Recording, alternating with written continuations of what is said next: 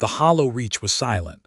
No signals, no heat, no life, just wreckage frozen in the dark for 40 years. The Vhorn Dominion called it a tomb. They were wrong. Grand Marshal Threxx Ka'Voth stood on the command deck of the Ashfall, his flagship. 600 warships trailed behind it, every one of them built by conquered hands, fueled by conquered worlds. The Dominion had not lost a war in 300 years. Today, they expected another quiet victory. "Confirm the coordinates," Threxx said.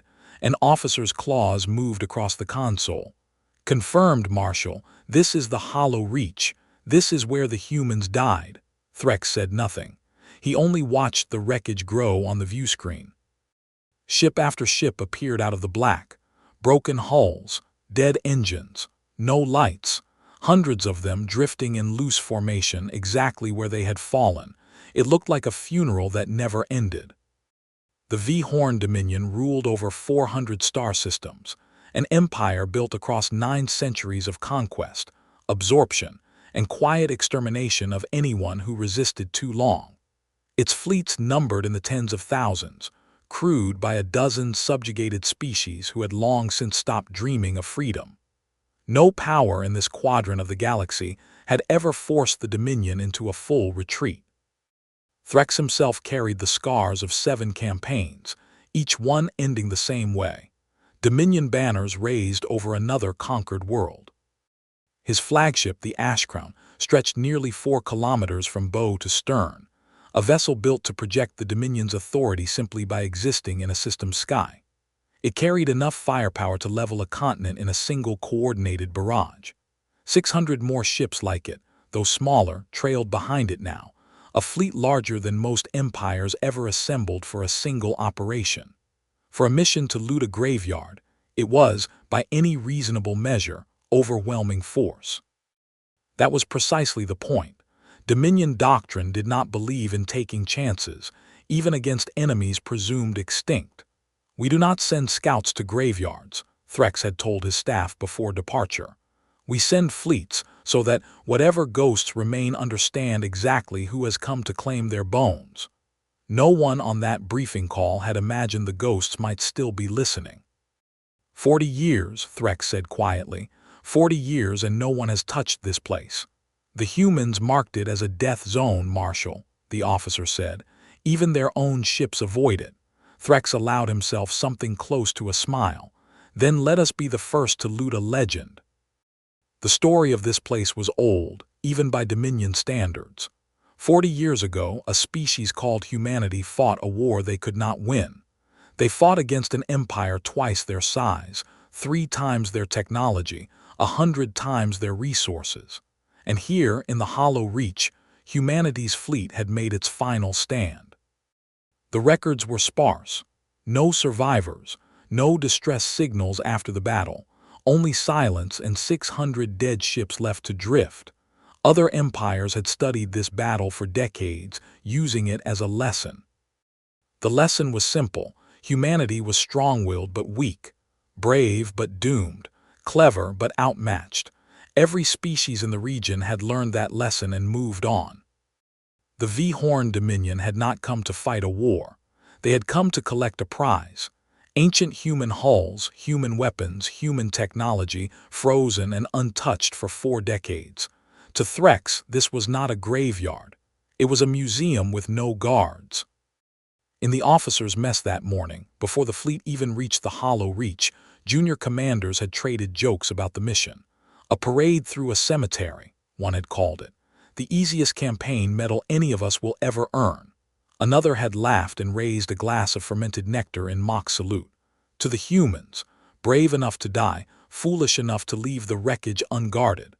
No one at that table imagined they were laughing at their own future casualty list. The Dominion had encountered 31 intelligent species across its history. 26 had surrendered without prolonged resistance.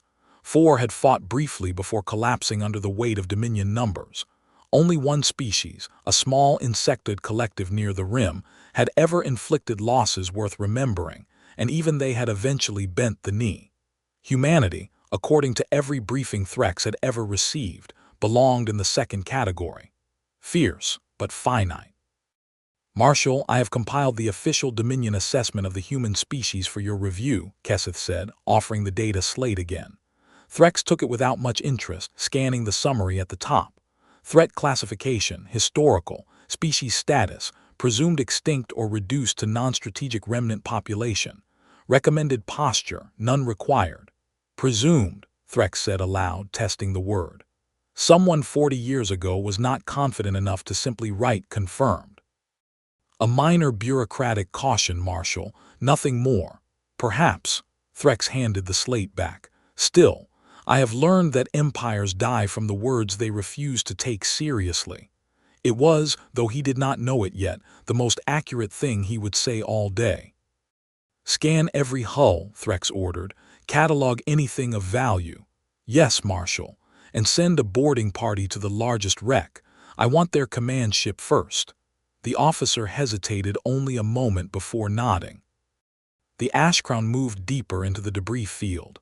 Around it, 600 Dominion warships spread into a slow, confident formation. No shields raised, no weapons armed. There was no reason to prepare for a fight against the dead. Threxx had conquered 11 star systems in his career. He had broken 3 empires, enslaved 2 more, and burned 1 to ash for refusing to kneel. None of those victories had felt as easy as this one already did. A graveyard could not fight back. A graveyard could only be picked clean. His science officer, a narrow-faced Vhorn named Ka'Voth, approached with a data slate in hand. "Marshal, preliminary scans of the debris field are complete," Ka'Voth said. 611 confirmed wrecks. No power signatures, no life signs, no active weapons of any kind. "As expected," Threxx said. "The humans fought bravely and died completely. There is a certain elegance to that kind of failure." Ka'Voth did not smile, but something in his posture suggested he agreed. "Records from the original engagement suggest the humans deployed roughly 280 warships here," Ka'Voth continued. "Our current count exceeds 600 wrecks. The discrepancy is curious." Threxx waved a clawed hand dismissively. "Debris drifts. Fragments separate and register as individual contacts. It is not curious. It is simply imprecise sensor work from 40 years ago." He did not consider, even for a moment, that the discrepancy might mean something else entirely. Commander Ussa Rith Kull led the boarding party. She had served the Dominion for 30 years, conquered 4 star systems personally. She did not fear ghosts. She feared wasted time, and this mission felt like exactly that. Before launch, she had assembled her team in the Ashcrown shuttle bay, running through the mission parameters one final time out of habit rather than necessity. "This is a salvage operation, not a combat deployment," she told them. "Catalog technology, retrieve anything intact, avoid unnecessary structural damage. We are archaeologists today, not soldiers." One of her younger soldiers, a private named Torvek, had raised a hand with a question that made 2 others in the room smirk. "Commander, if it's just archaeology, why are we bringing full combat loadouts?" Ussa had answered without hesitation, because the answer was Dominion doctrine, drilled into every soldier since basic training. "Because we are Vhorn," she said. "We do not enter unfamiliar spaces unarmed, even spaces we are confident hold no threat. Confidence is not the same as certainty." It was a good answer, a disciplined answer, exactly the kind of caution that had kept her alive through 30 years of service. She would think about that answer many times in the hours that followed, and wonder whether she had truly understood her own words until it was almost too late. The shuttle ride across to the Meridian took less than 6 minutes. In that time, Ussa reviewed the wreck's exterior scans one final time, noting the scorch patterns along its hull, the precise locations where old weapon fire had clearly struck home. Whoever had commanded this ship 40 years ago had fought until the very end. That much was obvious even from the outside. What was not obvious, not yet, was that the ending recorded in Dominion archives had never actually happened the way everyone assumed. Her shuttle crossed the gap between the Ashcrown and the largest human wreck, a battered cruiser the humans had once called the Meridian. The hull was scarred with old weapon fire cracked along its spine. No power, no lights, no response to any hailing frequency. It looked exactly like what it was supposed to be, a dead ship. Cutting through the outer hull now, her engineer said. Sparks lit the darkness as a plasma torch bit into old human steel. The metal gave way slower than expected. Strange, the engineer muttered. This alloy is dense, denser than our records show. Ussa frowned at that but said nothing. Old technology sometimes surprised them. It rarely mattered. The hole widened and her team drifted through into the black interior of the Meridian. Emergency lights flickered on, triggered by their presence, casting long red shadows. The corridors were empty. No bodies, no blood, no wreckage of battle inside, only outside. It was as if the crew had simply vanished the moment the fighting stopped. Ussa found that detail unsettling, though she would not admit it aloud. She had boarded dead ships before. On 3 separate campaigns across her career. Dead ships usually looked like death. Torn bulkheads, scorched decking, bodies frozen mid-motion where the vacuum had taken them. The Meridian looked like none of that. It looked cleaned deliberately, as if someone had tidied the ship before locking the door behind them. Engineer, log this, Ussa said. No skeletal remains. No blood residue on any surface scanned so far. Logged, Commander. For what it's worth, I don't like it either. They passed a row of crew quarters, doors sealed but intact, nameplates still bolted beside each one, faded but legible. Human names, human ranks. A life that had simply stopped mid-sentence 40 years ago. Command deck this way, her second-in-command said, checking a hand terminal. They moved through the ship in practiced silence, weapons ready out of habit, not fear. Every panel they passed was dark, every system dead. And yet, somewhere deep in the ship, something was still drawing power. Halfway down the final corridor, one of her soldiers stopped beside a wall panel and ran a scanner across its surface. Commander, this section reads warmer than the rest of the ship. Not by much, but it's warmer. Define not by much. 2 degrees. Consistent with residual reactor bleed according to the manual. Nothing dangerous. Ussa looked at the panel for a long moment before moving on. 2 degrees was nothing. 2 degrees was well within tolerance for any structure this old. She told herself that twice more before she believed it enough to keep walking. It would be the last comfortable lie she told herself that day. Do you feel that? One soldier asked. Vibration in the deck plates. Old reactor settling, Ussa said. Ignore it. She said it with more confidence than she felt. They reached the command deck 12 minutes later. The bridge of the Meridian was intact, unlike the rest of the ship. Consoles lined the walls, dark glass reflecting their helmet lights back at them. In the center, a single command chair faced a massive viewport, looking out at the graveyard beyond. Ussa approached it slowly, curious despite herself. Command log confirmed absent, her engineer said. Storage core damaged, data corrupted. Convenient, Ussa muttered. She placed a hand on the console beside the chair. The moment she touched it, something inside the ship changed. A low hum spread through the deck plates, faint but unmistakable. Somewhere behind the walls, machinery that should have died 40 years ago began to stir. Report, Ussa snapped. What was that? Unknown power spike, her engineer said, voice tightening. Marshal, I think we should leave. Too late. The lights on the bridge snapped fully on, blinding after so much darkness. A single mechanical voice spoke, calm, precise, ancient. Unauthorized personnel detected. Security protocol Ashfall directive activating. Ussa's team raised weapons on instinct, aiming at nothing, at everything. The floor beneath them shifted. Panels she had assumed were decorations slid open along the corridor behind them, revealing turret housings built into the ship's own bones. Fall back, Ussa shouted. Fall back to the shuttle now. Her team didn't need to be told twice. They ran. Behind them, the ship they had called a corpse began, for the first time in 40 years, to wake up. On the Ashcrown, Threxx watched the emergency beacon blink red on his display. "Report," he said, calm but sharp. "Marshal, the boarding team is under attack," an officer said. "Automated defenses activated inside the Meridian." Threx's brow lowered.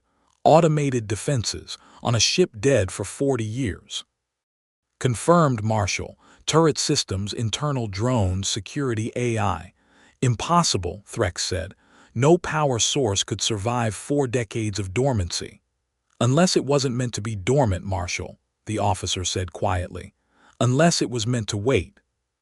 Threxx did not like that sentence. He liked it even less 30 seconds later when 3 more wrecks in the debris field lit up with the same red emergency glow.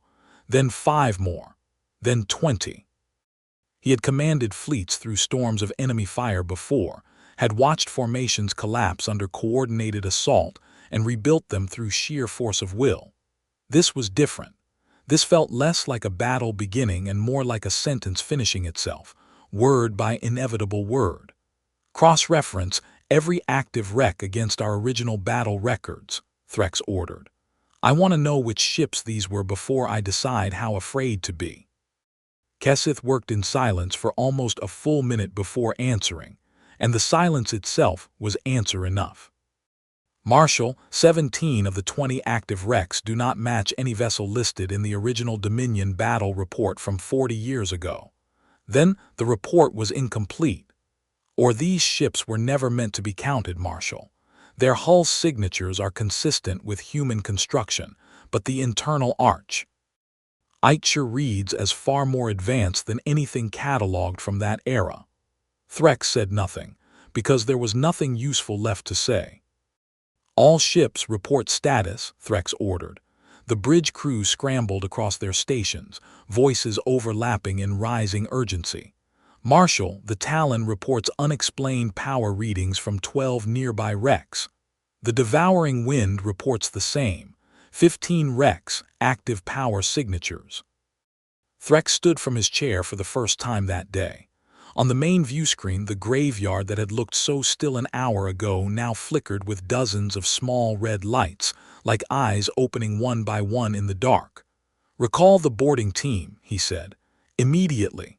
Marshal, they're already returning, but—" "But what?" the officer's voice dropped. "Sensors are picking up movement, inside the wrecks. Things are moving that shouldn't be able to move." Across the debris field, the awakening spread like a fire finding fresh fuel, one dormant hull igniting the next in an unbroken chain reaction of restored power. Ships that had shown no readable energy signature an hour earlier now blazed with running lights, weapon indicators, and engine flare, transforming the graveyard's silhouette against the stars. Dominion sensor officers across the fleet watched their displays fill with new contacts faster than they could properly classify them, numbers climbing past anything their training had prepared them to process calmly. "Marshal, contact count now exceeds 400 active signatures," one officer reported, voice cracking slightly under the pressure. "Climbing, still climbing." Threxx forced himself to remain seated, though every instinct told him to stand, to move, to do something other than watch numbers rise on a screen. "Steady," he said, as much to himself as to his crew. "Panic will kill us faster than any human weapon will. Hold formation until we understand what we are facing." It was sound advice, the kind of advice that had served him through 3 centuries of Dominion warfare. It arrived roughly 90 seconds too late to matter. On the Meridian, USA's team reached their shuttle with seconds to spare. Behind them, drones the size of a human fist emerged from hidden compartments in the walls, mechanical wings unfolding with a sound like breaking glass. They didn't fire. They didn't need to. They simply watched, recording, transmitting, waiting. "Go, go, go," USA shouted, shoving her last soldier through the airlock. The shuttle detached from the Meridian's hull with a violent lurch. Behind them, the cruiser's exterior lights, dead for 40 years, flickered on in sequence, one deck at a time, like a beast slowly opening its eyes. USA stared out the shuttle's rear window, unable to look away. "Marshal," she said into her calm, voice unsteady for the first time in years, The ship isn't dead. None of them are dead. They were waiting. On the Ashfall, Threxx absorbed those words in silence. Around his fleet, more and more wrecks came alive, one by one, hundreds of dark hulls beginning to hum with restored power. Waiting for what? He asked, though some part of him already feared the answer. No one answered him. They didn't need to. 600 kilometers away, the largest wreck in the graveyard, a colossal vessel 3 times the size of any ship in the Dominion fleet, began to move. The vessel had no visible name, no obvious markings, nothing to suggest it was more than another piece of drifting scrap. For 40 years, every scan the Dominion ran had classified it as inert debris, structurally unremarkable, of no strategic value. That classification had been wrong from the start. It was not debris. It had never been debris. Its hull, easily the length of 3 Dominion capital ships end to end, split along hidden seams as internal systems finally received the signal they had waited 4 decades to hear. Panels the size of small buildings folded outward, revealing weapon batteries longer than most Dominion frigates. Reactor cores, silent since the war's official end, began to glow with soft blue light, visible even through the ship's scarred hull. It was not simply waking. It was becoming what it had always secretly been. "Identify that vessel," Threxx snapped. His analysts worked frantically, cross-referencing every archive the Dominion possessed. "Marshal, we have no record of this ship class. It does not match any known human design from the war." "That's impossible. We have complete records of the human fleet from this battle." "Apparently not complete enough, Marshal." Threxx felt something he had not felt in 300 years of Dominion service: doubt. Around the great vessel, smaller wrecks that had drifted for decades began to align themselves, thrusters firing in perfect, practiced formation. It was not the chaotic scramble of a fleet caught by surprise. It was the deliberate, rehearsed choreography of a force that had trained for this exact moment for 40 years. Threxx watched his tactical display fill with hundreds of new contacts, all of them moving with purpose. "Marshal, this cannot be a defensive response," his tactical officer said, voice tight. "This is a coordinated fleet activation. This was planned." "Planned by whom?" Threxx demanded. "The humans who died here are dead. There is no one left to plan anything." Silence answered him from the bridge crew, because no one had an answer that made sense yet. Somewhere in that silence, the truth was already forming, and none of them wanted to say it first. 41 years earlier, in a briefing room no wider than a small office, a woman named Director Elena Voss stood before 6 people who would decide the fate of humanity's next century. She was not a general. She held no military rank at all. She was the architect of a plan so quiet, so patient, that only a handful of people in the entire Terran compact knew it existed. "We cannot win a war of numbers," she said, "so we will not fight one." The generals in that room had wanted immediate resistance, open warfare, a chance to prove humanity's strength on the battlefield. Voss had argued against every instinct they had. "The Vhorn Dominion does not fear strength," she said. "They fear the unknown. We will give them exactly what they expect to see and nothing they expect to understand." Her plan was called Ashfall. The concept was simple, though the execution took decades. Humanity would stage a catastrophic public defeat in a remote system, the Hollow Reach, losing an entire fleet in a single battle designed to look unwinnable. The fleet would be evacuated in secret before the final engagement, crews replaced with autonomous systems and hollow decoys. The dead ships left behind would not be wrecks. They would be seeds. Over the following 40 years, those seeds would grow. Self-repairing nanotechnology embedded in every hull would slowly rebuild each vessel from the inside, using raw materials harvested from the debris field itself. New weapon systems, developed decades after the staged battle, would be remotely uploaded and integrated over the years through encrypted deep space relays. The ships would appear frozen in time from the outside, while becoming something entirely new on the inside. "How long until the fleet is fully operational?" one general had asked in that first meeting. Voss had not hesitated. 40 years, Director. perhaps longer. And what happens in 40 years? In 40 years, she said, someone arrogant enough to believe in easy victories will come looking for trophies in our graveyard. The plan required something few military strategies ever accounted for: patience beyond a single human lifetime. Voss would not live to see it triggered. Neither would most of the people in that room.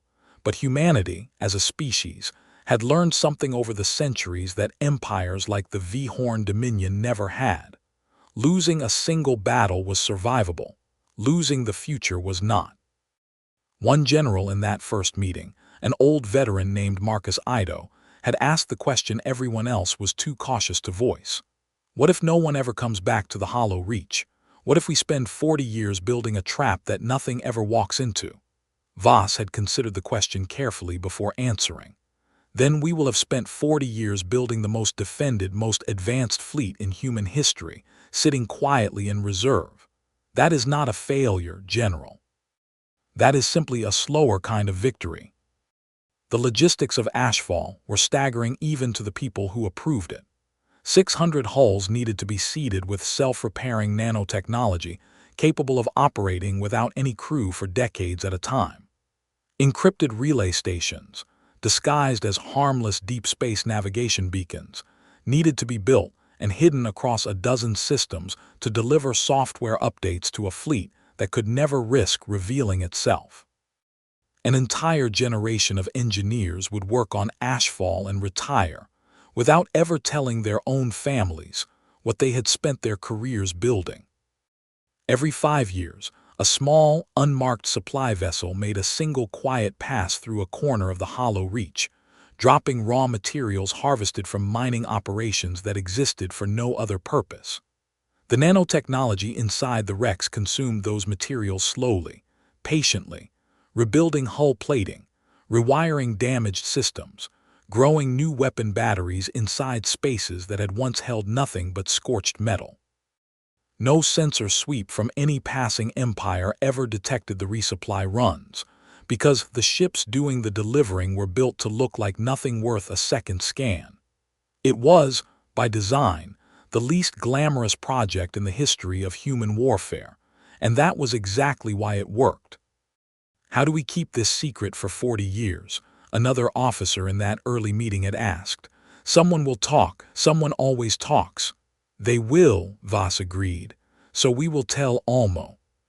Sent no one. Every commanding officer assigned to the Hollow Reach will believe they are guarding an empty grave, not tending a garden. Only a handful of people ever will know what is actually growing here. That handful of people had shrunk over the decades, through retirement, through death, through the simple passage of time.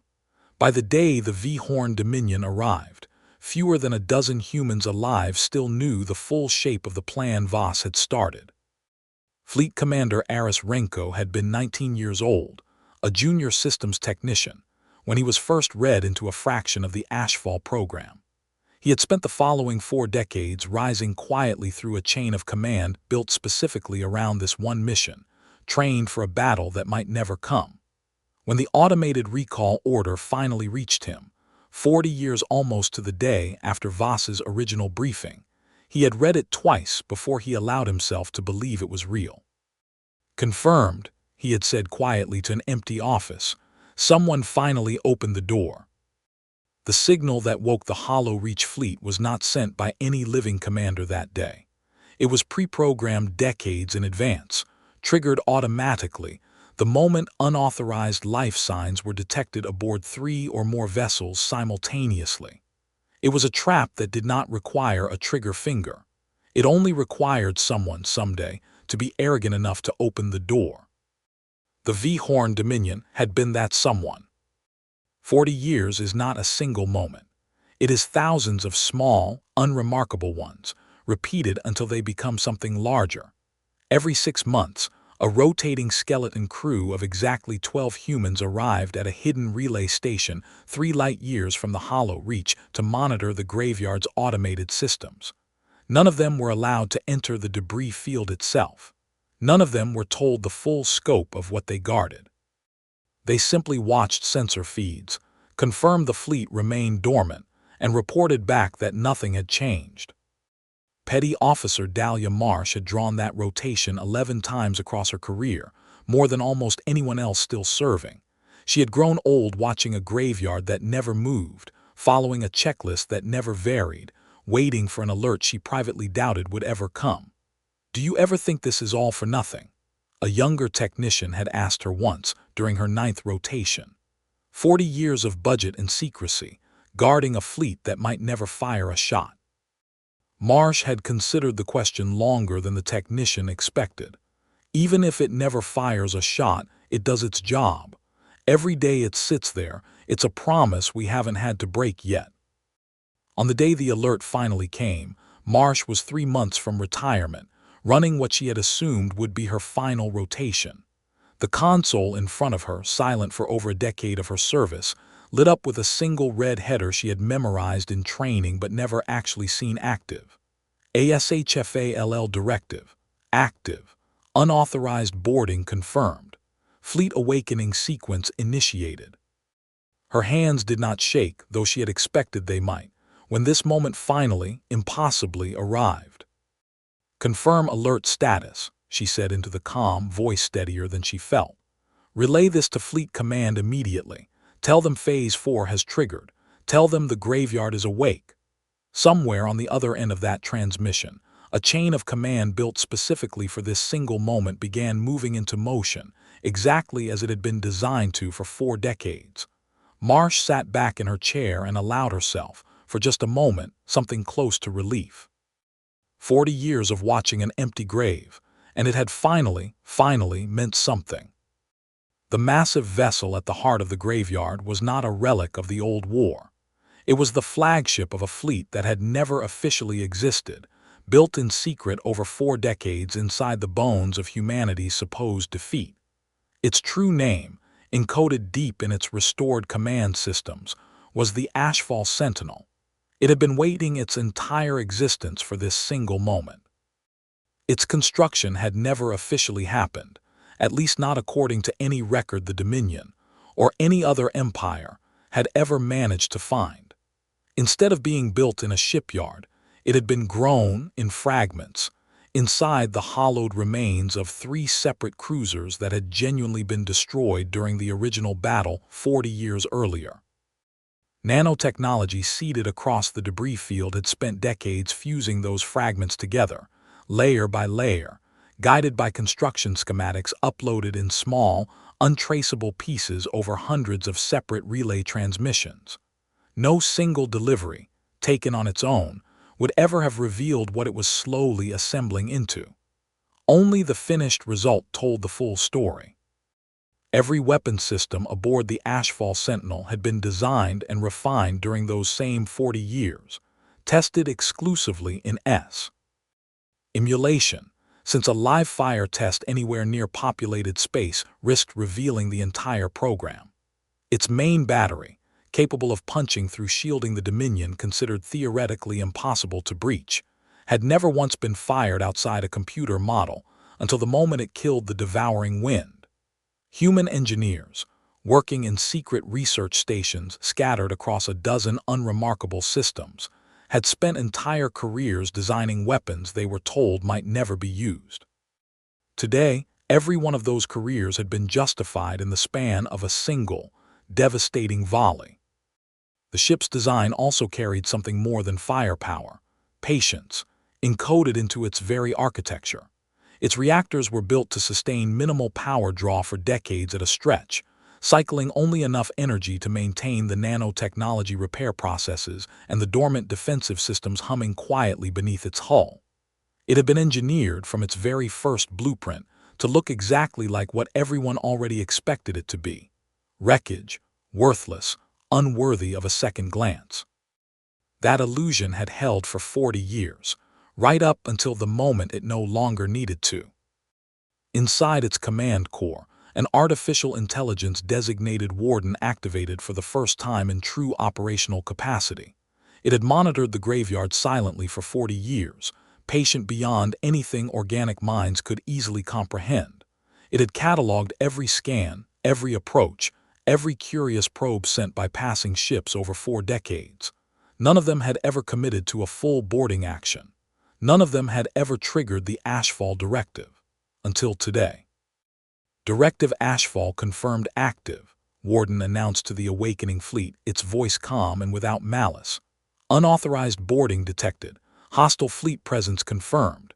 Initiating Phase 4 protocols. Across 600 ships, systems long thought dead came fully online in perfect synchronization. Weapon batteries charged. Shield generators hummed to life. Engines that had not fired in 40 years ignited without hesitation. The graveyard was no longer a graveyard. It had become an army. On the Ashcrown, Threxx watched his tactical display fill with hundreds of hostile contacts, all moving with terrifying precision. "Marshal, fleet composition analysis complete," his officer said, voice shaking slightly. "These are not the same ships that fought here 40 years ago. They've been upgraded extensively." "Define extensively," Threxx said. "Weapon yields exceed our own capital ships by a factor of 3. Shield strength unknown, but reading suggests technology at least 2 generations beyond anything in Dominion records." Threxx stared at the viewscreen, at the great vessel now fully awake at the center of the formation, weapons glowing with restrained power. 40 years ago, this had been a funeral. Today, it was an ambush that had taken 4 decades to load. "They let us believe they were dead," Threxx said quietly, almost to himself. "For 40 years, they let the entire galaxy believe they were dead." No one on the bridge answered him because there was nothing left to say that wasn't already obvious. The humans had not lost this war. They had simply chosen, deliberately and with terrible patience, to let everyone believe that they had. Through every Dominion channel simultaneously, calm and unhurried. "You are standing in a system marked as a death zone for 40 years. You should have listened to the warning." Threx's jaw tightened at the sound of that voice, human, controlled, utterly unafraid. "This is Grand Marshal Threxx Ka'Voth of the Vhorn Dominion," he replied. "Stand down your systems immediately, or face the full might of 600 warships." There was a pause on the other end, brief and almost thoughtful. 600, Renko said. "That's a fair number. 40 years ago, we had less than half that and we still made you remember our name. Phase 5 begin." The Ashfall Sentinel fired first. A single beam of concentrated energy lanced across the debris field and struck the devouring wind, one of the Dominion's newest capital ships, directly through its shield array. The shields did not simply weaken. They failed entirely, collapsing in a cascade of blue light before the beam continued into the hull itself. The devouring wind broke apart in less than 4 seconds. A ship that had taken 11 years to build, destroyed before its crew could even sound a full alarm. Silence gripped the Ashcrown's bridge. No one had ever seen a Dominion capital ship die that quickly, not in 300 years of recorded conflict. "All ships," Threxx said, forcing steadiness into his voice, "engage defensive formation. Return fire on my mark." But the order came too late for coordination to matter. The graveyard fleet moved as one, hundreds of restored human warships breaking from their 40-year silence into full, brutal engagement. Smaller vessels darted between. In the larger Dominion ships, weapons systems the Dominion had never encountered before tearing through shields designed to withstand anything in known Dominion records. Point defense turrets that had looked like scrap metal an hour earlier now filled space with precision fire, picking off Dominion fighters before they could even form up. It was not a battle. It was a demonstration. "Marshal, we're losing ships faster than we can coordinate a response," his tactical officer shouted over the rising chaos.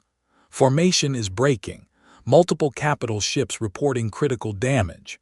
Threxx watched 3 more of his warships die in the time it took him to process the first report. "Full retreat is not an option," he said, more to himself than his crew. 600 ships cannot simply flee from. Another explosion lit the viewscreen, closer this time, close enough that the Ashcrown's own shields flickered under the shockwave. To the Dominion's left flank, the cruiser Boundless Ambition attempted a coordinated turn, hoping to bring its full broadside against the nearest human wreck-turned warship. Before the maneuver completed, two smaller human vessels flanked it from opposite directions, weapons fire converging on a single point along its hull. The Boundless Ambition's shields held for 11 seconds before failing completely. It did not explode so much as fold, its spine breaking under concentrated fire, sections drifting apart in eerie, unhurried silence. On the Ashcrown's tactical display, Ka'Voth watched the pattern repeat itself across dozens of engagements simultaneously. "Marshal, they're not fighting like a fleet defending territory," he said. "They're fighting like a fleet that has run this exact scenario 1,000 times before today." "That is because they have," Threxx said grimly, watching the Ashfall sentinel calmly reposition itself for its next target. "Somewhere, for 40 years, someone trained for this exact hour." Ka'Voth had no response to that. There was none worth giving. A Dominion strike wing, 40 fighters strong, attempted to break through toward the Ashfall sentinel itself, hoping to strike at what appeared to be the head of the enemy formation. Point defense fire from the surrounding graveyard fleet cut through the formation before it closed to half its intended range. Of the 40 fighters launched, 6 returned to their carrier. The carrier itself did not survive the hour. "Marshal," Ussa's voice cut through the chaos, still aboard her returning shuttle. "The Meridian, the one we boarded, it's not just defending itself anymore. It's hunting." Threxx turned to see the once derelict cruiser moving with purpose through the debris field, weapon ports fully open, engines burning with restored power.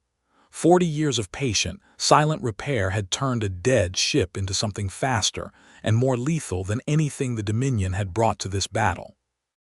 "Impossible," Threxx whispered, though the word had stopped meaning anything useful an hour ago. Ussa's shuttle pilot banked hard to avoid a spray of debris from a dying Dominion frigate, throwing everyone aboard against their restraints. "Commander, we're not going to make it back to the Ashcrown on this heading," the pilot said, voice tight with effort. "Too much wreckage, too much crossfire." "Then find another heading," Ussa snapped. "I did not survive that boarding party to die in a shuttle." Behind them, through the rear viewport, she watched the Meridian glide past a burning Dominion destroyer without firing on it, choosing instead to pursue a target still capable of resisting. It was, she realized with a cold clarity that cut through her fear, restraint. Not mercy, not hesitation. Simple efficiency, conserving ammunition for threats still capable of shooting back. Whoever, or whatever, was directing that ship's targeting priorities understood exactly what it was doing, and had likely understood it for a very long time before today. On the Ashcrown's bridge, Ka'Voth called out fresh numbers every few seconds, each one worse than the last. "Marshal, the Radiant Fang is disabled. The Ashen Crest reports total power loss. The Hollow's Bane has stopped responding entirely." Threxx gripped the edge of his command console hard enough that his claws left marks in the metal. "How many ships remain combat-capable?" he asked. 230, Marshal. Perhaps less by the time I finish this sentence." The Ashfall Sentinel moved to the center of the engagement, its massive weapon batteries tracking across the Dominion formation with mechanical, unhurried precision. Every shot found a target, every target burned. It was not simply outgunning the Dominion fleet. It was systematically dismantling it, ship by ship, exactly as it had been designed to do for the last 4 decades. "Phase 5 complete," Warden announced calmly across the human fleet's internal channels. "Enemy formation compromised. Proceeding to full engagement." Within 20 minutes, the Dominion fleet that had entered the Hollow Reach with absolute confidence was no longer a fleet. It was a scattering of burning hulls, desperate retreats, and officers screaming contradictory orders across overlapping channels. Threxx stood at the center of it, watching 300 years of Dominion military doctrine collapse in the space of a single engagement. Nothing in his training had prepared him for an enemy that had planned this far ahead. "Marshal, the Talon is gone. The Iron Reverence is gone. The Second Fang reports total system failure." His officer read off the losses in a voice growing quieter with each name. Threxx did not respond immediately. He was watching the Ashfall Sentinel on the main screen, its weapon still firing with the same unhurried precision it had shown from the very first shot. There was no rage in how it fought, no desperation, only method. "They're not just winning," Threxx said finally. "They're teaching us something, teaching us what, Marshal, that we should have listened 40 years ago." Aboard the Ashfall Sentinel, the mood on the bridge was nothing like the chaos consuming the Dominion fleet. Officers moved between stations with the calm efficiency of a crew executing a plan rehearsed 1,000 times in simulation, because that was exactly what they were doing. Lieutenant Commander Priya Okonkwo, tracking the battle's progress from the tactical station, called out updates in a level, professional tone. "Commander, Dominion formation cohesion at 18% and falling. Their flagship is attempting to consolidate remaining assets around itself." Renko studied the display without urgency, the way a man studies a problem he has already solved many times before. "Let them consolidate," he said. "A tighter formation is an easier formation to corner. Continue methodical engagement. No wasted shots. No unnecessary risk." "Understood, Commander." Okonkwo relayed the order across the fleet's coordinated combat network, where it reached 600 ships almost instantaneously. It was, Renko reflected, the strangest kind of battle he had ever fought. Overwhelming, decisive, and almost entirely without drama. Warden's calm synthetic voice offered a fresh assessment a moment later. "Enemy flagship, the Ashcrown, has requested an open channel. Recommend acknowledging, Commander. A demonstrated willingness to communicate reinforces the strategic messaging objective of this engagement." Renko nodded slowly. "Agreed. Let the galaxy hear exactly how this conversation goes. Open the channel, Warden." It was that channel, moments later, that carried Threxx's request for a ceasefire, and Renko's answer, across every recording device still functioning on both fleets. A new set of contacts appeared on the tactical display, smaller and faster than the capital ships, moving to encircle the remaining Dominion formation. "Marshal, we're being surrounded," the tactical officer said, panic finally breaking through his composure. "There's no clear retreat vector." Threxx looked at the wreckage of his fleet, at the graveyard that had swallowed 600 warships in less time than it took to properly evacuate a single city. "Then we make one," he said. "All remaining ships converge on the Ashcrown. We break through together, or we don't break through at all." The remaining Dominion vessels, barely 200 of the original 600, pulled into a tight defensive cluster around the flagship. It was not a strategy born of confidence. It was the last option left to a commander who had run out of better ones. Around them, the human fleet continued its methodical advance, in no apparent hurry, as if they already knew exactly how this would end. Because they did. "Fleet Commander Renko," Threxx said into the open channel, voice steady despite everything, "we are withdrawing from this system. I ask for safe passage for the survivors." There was a pause before Renko's voice returned, calm as it had been from the start. "You came here to loot a graveyard," Renko said. "You're leaving with your life. That's more mercy than this system has shown anyone else who made that mistake." The human fleet parted, just enough, to open a single narrow corridor through the wreckage toward open space. The surviving Dominion ships limped through that narrow corridor in silence, every crew member watching the graveyard fleet on their screens, waiting for the trap to close a second time. It never did. The human ships simply watched them go, weapons still armed, formation still perfect, offering no further violence to those who chose to leave. It was, Threxx realized, exactly the kind of restraint that made the entire ambush more terrifying, not less. Private Torvik, the young soldier who had questioned his combat loadout only hours earlier, sat strapped into a jump seat aboard a badly damaged troop transport, watching the graveyard shrink behind them through a cracked viewport. He had not fired a single shot during the entire engagement. He had simply run and survived, and he was not sure yet how he felt about either fact. Beside him, an older soldier who had lost half her squad in the opening minutes of the battle stared at nothing, hands still trembling slightly from adrenaline that had nowhere left to go. "We came here to steal from dead men," she said quietly, not really speaking to anyone.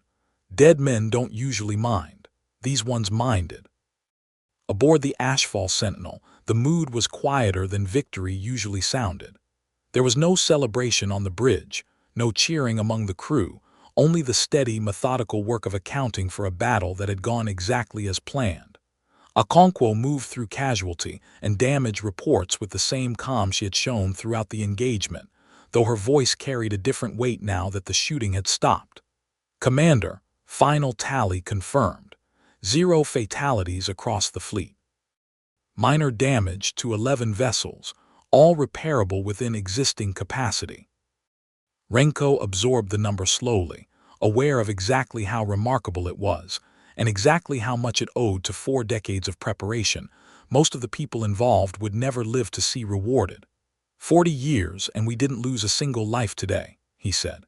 Director Voss built us a war we could actually win. I intend to make sure the next 40 years honor that. Okonkwo nodded, saying nothing further, because there was a kind of respect that didn't need extra words attached to it. Around them, the Ashfall fleet continued its slow, disciplined reformation. 600 ships settling back into the patient posture that had defined them for 4 decades, ready, if needed, to wait 40 more. Aboard the Ashcrown, now trailing smoke from 3 separate hull breaches, Threxx finally allowed himself to sit down. "Marshal," Ussa said quietly, standing beside his chair. "What do we tell the Dominion Council?" Threxx did not answer immediately. He was still staring at the graveyard shrinking behind them on the rear display. "We tell them the truth," he said finally. "That humanity did not lose this war 40 years ago. They simply decided the rest of us weren't worth the effort of finishing quickly."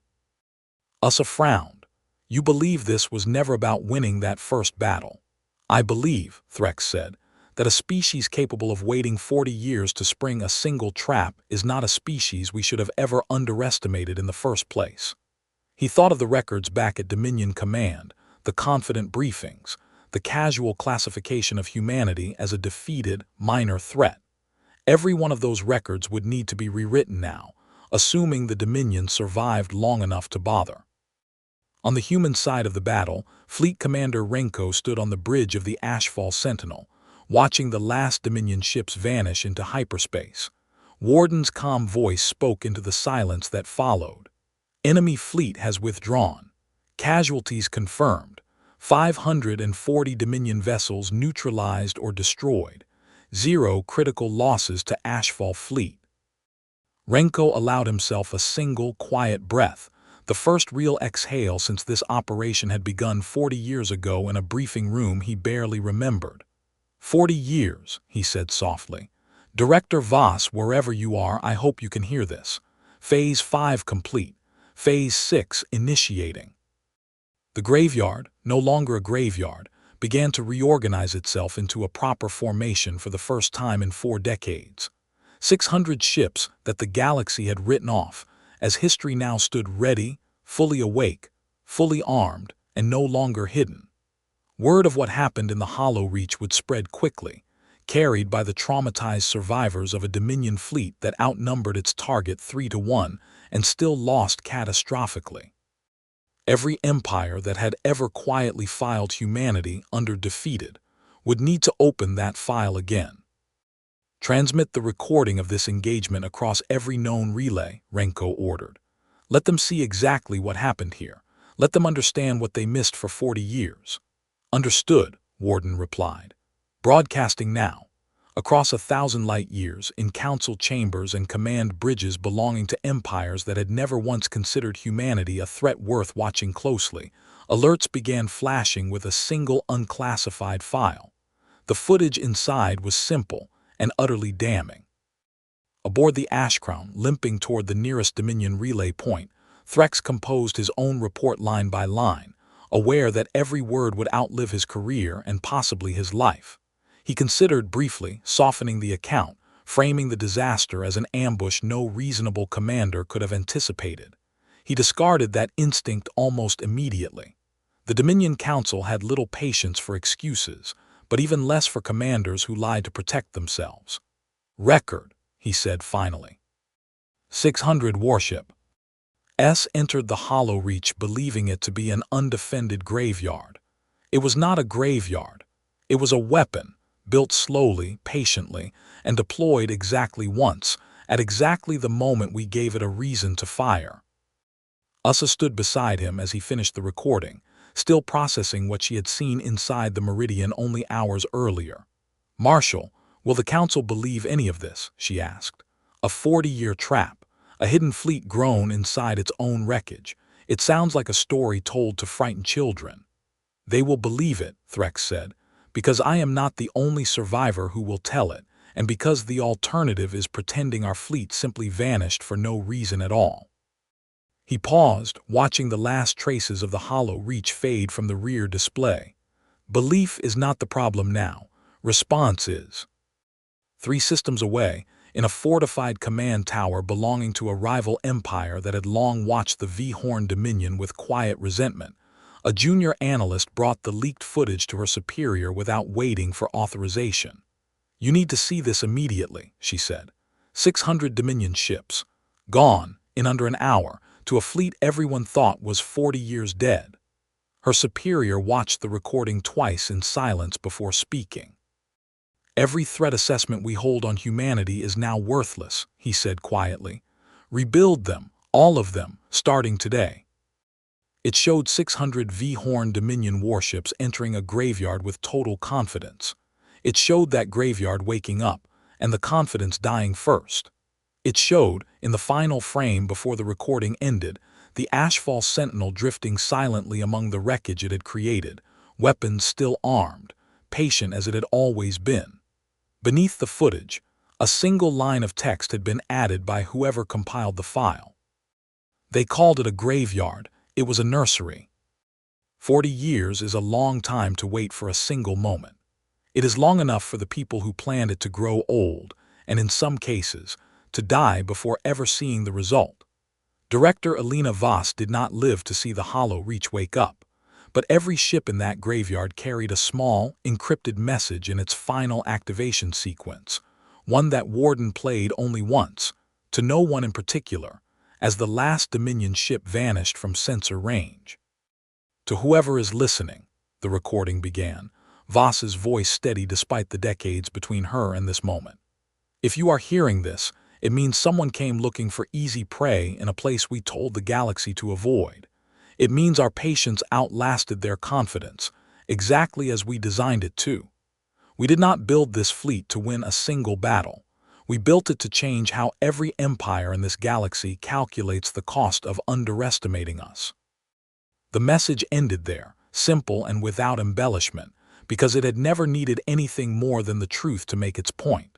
Fleet Commander Renko stood in silence for a long moment after it finished, looking out at 600 ships that represented 4 decades of quiet, unglamorous, relentless work. No parades had built this fleet. No speeches. Only patience, and the willingness to let the rest of the galaxy believe humanity was finished, for exactly as long as it took to prove otherwise. "Set a course back toward compact space," Renko said finally. "Full formation. Let them see us coming this time." "Understood, Commander," Warden replied. Phase 7 initiating. The graveyard fleet began to move, 600 warships turning in perfect unison toward the heart of a galaxy that had spent 40 years believing the story it wanted to believe. That story ended today. Somewhere far beyond the Hollow Reach, in the command chambers of empires who had once traded humanity's defeat as a cautionary tale to frighten their own citizens into compliance, a very different lesson was now being written into the record. It would not be forgotten quickly. And in council rooms across a dozen star systems, one sentence began appearing in updated threat assessments, quoted from the recovered black box logs of the Ashkron itself. "We did not find a graveyard. We found a promise and we broke it open ourselves." The Hollow Reach was silent again, but it was no longer empty, and it was no longer a warning meant only for those who already knew better. It was a message, sent once, understood everywhere.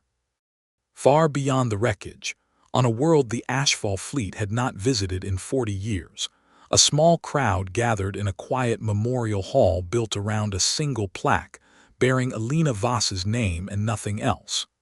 No one had ever explained to the public why that hall existed, or why a handful of aging officials visited it every year without comment. On the day the footage from the Hollow Reach reached compact space, that hall filled for the first time with people who finally understood exactly what they were thanking her for. An old man, one of the last surviving engineers Rom, the original Ashfall program, stood before the plaque for a long time before finally speaking. 40 years, he said quietly. You told us it might take that long, and none of us really believed you. I'm sorry it took us this long to believe you were right. Across the wider galaxy, the footage from the Hollow Reach did not simply inform. It unsettled. Empires that had never given humanity more than a passing footnote in their intelligence archives suddenly found themselves questioning every quiet, unremarkable border world within reach of compact space. Trade envoys who had once negotiated with human representatives out of polite obligation began requesting those meetings be rescheduled with noticeably more caution. Military academies across a dozen systems started drafting new case studies almost overnight, all of them built around a single, uncomfortable question. What else has humanity been patiently building, and where? On a Dominion outpost near the edge of contested space, an aging border commander named Vhorn reviewed the Hollow Reach footage for the fourth time that night, unable to look away from the calm, methodical way the Ashfall fleet had dismantled 600 warships. 40 years, he muttered to his adjutant. We spent 40 years telling recruits that humanity was a solved problem, a footnote, a cautionary tale for someone else's history books. What do we tell them now, sir? Vhorn did not answer immediately, still watching the recording loop back to its beginning, the graveyard fleet waking one hull at a time. Now, he said finally, we tell them to stop reading history and start watching the horizon. In a Dominion Council chamber a week later, Grand Marshal Threxx stood before 11 elder statesmen who controlled the fate of 400 star systems, and delivered a report none of them wanted to hear. They are not a defeated species, he said, ending the account of the Hollow Reach with the same line he had recorded aboard the Ashcrown.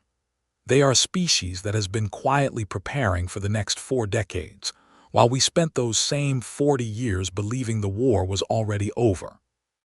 One of the elders, ancient even by Dominion standards, asked the only question that mattered. What do we do now, Marshal? Threxx did not have a comfortable answer. Now, we learn to be afraid of a species we once pitied, and we hope 40 years is enough time to prepare for whatever they build next. Humanity does not forget. Humanity waits.